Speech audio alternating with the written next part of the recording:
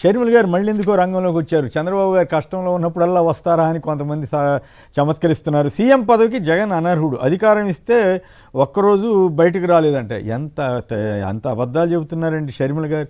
ఏంటి ఈ తెలుగుదేశం ట్రైనింగ్ నుంచి తీసుకుంటున్నారా ఏంటి? మన విష్ణు గారు చెప్పండి, జగన్ అధికారాన్ని తగరని ఈవిడ ఎట్లా ఎందుకంటే అంది? ఈవిడ కాంగ్రెసా తెలుగుదేశం కాంగ్రెసా ఏమనుకోవాలి? ఈ చాలా విచిత్రంగా అనిపించింది నాకు. అవును సార్, అసలు రక్త సంబంధాన్ని పక్కన పెట్టండి, పొలిటికల్ సెన్స్ కానీ పొలిటికల్ నాలెడ్జ్ కానీ ప్రజల యొక్క శ్రేయస్సు కానీ ఆ పార్టీ కానీ ఆ పార్టీ లీడర్గా ఉన్నటువంటి షర్మిల గారు కానీ ఆ సెన్స్ ఆ నాలెడ్జ్ ఎక్కడా ఉన్నట్టుగా కనపట్లేదు.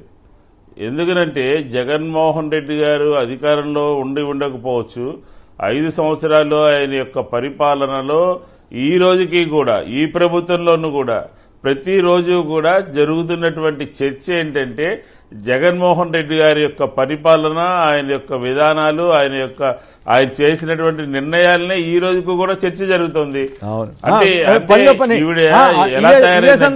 ఇదే సందర్భంలో మీకు గుర్తు చేస్తున్నాను, ఇవాళ పేపర్లో కూడా వచ్చింది. కేంద్ర ఆర్థిక సర్వే సాక్షిగా బద్దలైన బాబు క్రెడిట్ శౌర్యం, రీసర్వే సూపర్, వైఎస్ జగన్ ప్రభుత్వం వ్యవసాయ రంగంలో తెచ్చిన విధానాలు విప్లవాత్మకమని ఆర్థిక సర్వే నిర్మలా సీతారామన్ గారి ప్రసంగంలో ఆర్థిక సర్వేలోనే తెలిపారు. ఈ విషయాలు ఏవి షర్మిల గారికి అసలు తెలియవా? సార్ ఇప్పుడు ఈ నిన్న పార్లమెంటులో అక్కడ ఫైనాన్షియల్ అడ్వైజర్ ఒక ఆయన తయారు చేసినటువంటి ఒక టీం తయారు చేసినటువంటి సర్వే, నిర్మలా సీతారామన్ గారు పార్లమెంట్లో మాట్లాడినటువంటి సర్వే షర్మిల గారికి చెంపదెబ్బ, చంద్రబాబు నాయుడు గారికి చెంపదెబ్బ, ఎల్లో మీడియాకి చెంపదెబ్బ, అందరికీ చెంపపెట్టు అన్నమాట. ఈ రాష్ట్రంలో పరిపాలన ఏ రకంగా జరిగింది 24-25 సంవత్సరాల్లో అని చెప్పారు. ఈ మధ్య కాలంలోనే మనం 19 మీద జగన్మోహన్ రెడ్డి గారు ఏదైతే 19-24 మధ్య ఏదైతే ఆంధ్రప్రదేశ్ లో చేసినటువంటి నిర్ణయాలు ఏ రకంగా జరిగాయని జగన్మోహన్ రెడ్డి గారు పత్రికా విలేకరుల సమావేశంలో ఏ రకంగా అయితే మాట్లాడారో, ఏ రకంగా అయితే చెప్పారో, రీసర్వే గురించి దాదాపుగా 6,901 గ్రామాలు కానీ, అలాగే 81 లక్షలకు సంబంధించినటువంటి భూ కమతాలు కానీ, అలాగే 86,000 సరిహద్దులు సంబంధించినటువంటి వ్యవహారం కానీ, అలాగే 15,000 మంది సర్వేయర్లతో అత్యాధునికమైనటువంటి కార్యక్రమం ఏ రకంగా చేశారో పార్లమెంటులో జరిగినటువంటి విషయం చెప్తే చంద్రబాబు నాయుడు గారు నోరు మూసుకుని కూర్చోవాలి, ఈ ఎల్లో మీడియా నోరు మూసుకు కూర్చోవాలి. ఒకటి అదే కాదు, ఆర్బీకేల గురించి, ఆర్బీకేలు ఏ రకంగా ఆయన నిర్వహించారు, పండించినటువంటి పంటకి కొనుగోలుదారుకి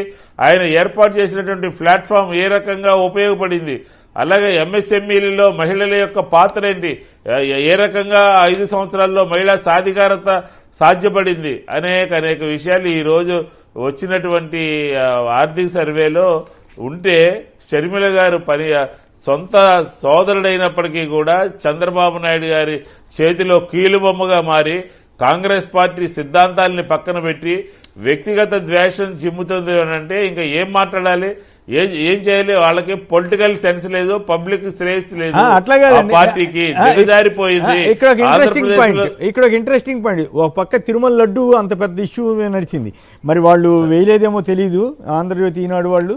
అవి కాకుండా కేవలం వాళ్ళకి అవసరమైన వాళ్ళకు ఉపయోగపడే పార్ట్ మాత్రం వేసుకున్నారేమో తెలియదు.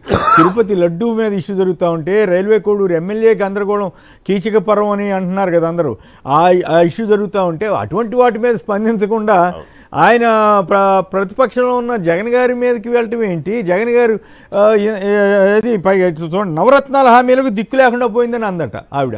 ఇదేం విచిత్రం అండి, ఆవిడ అసలు సమాజంలో ఉన్నారు. అఫ్కోర్స్ అప్పట్లో తెలంగాణలో పార్టీ పెట్టుకు తిరిగారు కాబట్టి ఆవిడకేమో తెలియలేదేమో. సార్ ఇప్పుడు ఆవిడ మాట్లాడినటువంటి మాటలు ఎంత జుగుప్సకరంగా ఉన్నాయనంటే, ఆంధ్రప్రదేశ్లో ప్రస్తావించవలసినటువంటి అంశాలు, మాట్లాడినటువంటి అంశాలు సాక్షాత్తు ఒక ముఖ్యమంత్రే సమాచారం ఉన్నప్పటికీ కూడా వక్రీకరించి లడ్డూ కొలతీ విషయం మాట్లాడినా కానీ, అలాగే జనసేనకి సంబంధించినటువంటి ఒక మహిళకి అన్యాయం జరిగితే ఒక సాటి మహిళగా, ఒక పార్టీ అధ్యక్షురాలిగా దాని మీద ఎందుకు యాక్షన్ తీసుకోలేదు, ఎందుకు ప్రభుత్వం దీని మీద చర్యలు చేపట్టలేదు, ఎందుకు పవన్ కళ్యాణ్ గారు చర్యలు చేపట్టలేదు, మీరు మహిళలకి అండగా ఉంటారని చెప్పని ఈ రకంగా ఎందుకు మౌనం వహించారు, ఎందుకు సైలెంట్ అయిపోయారు అని మాట్లాడవలసినటువంటి షర్మిల గారు ఆ రెండు విషయాల్ని పక్కదారి పట్టించేసి, ఆ రెండు విషయాల్ని ప్రజల నుంచి యొక్క దృష్టిని మళ్లించేసి జగన్మోహన్ రెడ్డి గారి పాదయాత్ర గురించి మాట్లాడటమో, జగన్మోహన్ రెడ్డి గారు ముఖ్యమంత్రికి అనర్హుడు అని చెప్పని మాట్లాడేటటువంటి విషయాలు చూస్తూ ఉంటే ఎంతటి దిగజారిపోయారో. చంద్రబాబు నాయుడు గారికి ఏ రకంగా, ఒక రకంగా చెప్పాలంటే ఏ రకంగా అమ్ముడిపోయారో, ఏ రకంగా తొత్తు కింద మారిపోయారో మనకు అర్థమవుతోంది. ఎందుకంటే అసలు మాట్లాడాల్సినటువంటి అంశాలు ఏంటి, మాట్లాడుతున్నటువంటి తీరేంటి, జగన్మోహన్ రెడ్డి గారి గురించి మాట్లాడాలా, ప్రతిపక్ష పార్టీకి సంబంధించినటువంటి ముఖ్యమంత్రి మాట్లాడినటువంటి కల్తీ లడ్డు గురించి మాట్లాడాలా, ఆ అమ్మాయి రేప్ చేశాడని చెప్తోంది, ఒక పక్క జనసేన ఎమ్మెల్యే గురించి మాట్లాడాలండి. కాబట్టి ఆవిడ మాట్లాడేటువంటి మాటల్ని వైఎస్ఆర్ కాంగ్రెస్ పార్టీ తీవ్రంగా ఖండిస్తూ ఉంది. ఇలాంటి మాటలు మాట్లాడితే హైదరాబాద్లో అక్కడ ఉన్నటువంటి కేసీఆర్ గారు ఒకసారి రాళ్లు పెట్టి కొట్టించి అరెస్ట్ చేయించారు. ఆ పరిస్థితిలో ఆంధ్రప్రదేశ్లో పునరావృతం కాకుండా చూసుకోవాల్సినటువంటి బాధ్యత వైఎస్ఆర్ కాంగ్రెస్ పార్టీ కార్యకర్తల నుంచి అలాంటి కార్యక్రమాలు ఎదురుకాకుండా చూసుకోవాల్సినటువంటి బాధ్యత ఆవిడ మీద ఉన్నది అని చెప్పి ఈ సందర్భంగా చెప్తా ఉన్నాను. అక్కడ దాకా ఎందుకు కానీ, బట్ ఒకటి మాత్రం వాస్తవం, నిజానికి ఇటువంటి అంశాల మీద స్పందించట్లేదంటే చంద్రబాబు గారినో లేదా పవన్ కళ్యాణ్ గారినో లోకేష్ గారినో కాపాడటం కోసం ఆవిడ అంటుంది. ఈ నిజానికి ఆవిడ్ని తప్పు పట్టక్కర్లేదు. రాహుల్ గాంధీయో సోనియా గాంధీ గారు వాళ్ళు తీసుకొచ్చి పెట్టుకుని అక్కడ పార్టీని మరింత భ్రష్టు పట్టించుకుంటున్నారంటే వాళ్ళ కర్మ. విజయబాబు గారు మీరేమంటారు? షర్మిల గారు ఇట్లా ఈ విషయాలు మాట్లాడటువంటి అసలు విషయాలు వదిలేసి చంద్రబాబు గారు ప్లే చేస్తున్నటువంటి ప్లాయ్లో ఇది కూడా, ఈ అంశం కూడా ఒక భాగమా, వారు కూడా ఒక కీలుబొమ్మగా మారని అంటున్న విష్ణు గారితో మీరు ఏకీపిస్తారా? మన డిబేట్ ముఖంగా వైసీపీ పార్టీ వారికి కూడా ఒక స్పష్టమైనటువంటి సూచన చేస్తున్నానండి. ఆవిడ గురించి పూర్తిగా ఇగ్నోర్ చేయటం అనేటువంటిది అన్ని రకాలుగా కూడా సబబు, ఎంత ప్రేలాపనలు పేలినా సరే. ఎందుకంటే ఒకప్పుడు గతంలో ఆమె జగనన్న వదిలిన బాణం అంటే బౌ నుంచి బాణం ఎప్పుడైతే దూరం అవుతుందో ఆ బాణానికి కించిత్ విలువ ఉండదు. ఇంకా మనకి అర్థమయ్యే భాషలో చెప్పాలంటే దీపావళికి రాకెట్లు బాంబులను పేలుస్తారు. ఆ రాకెట్ని చాలా అపురూపంగా చూస్తారు పిల్లలు.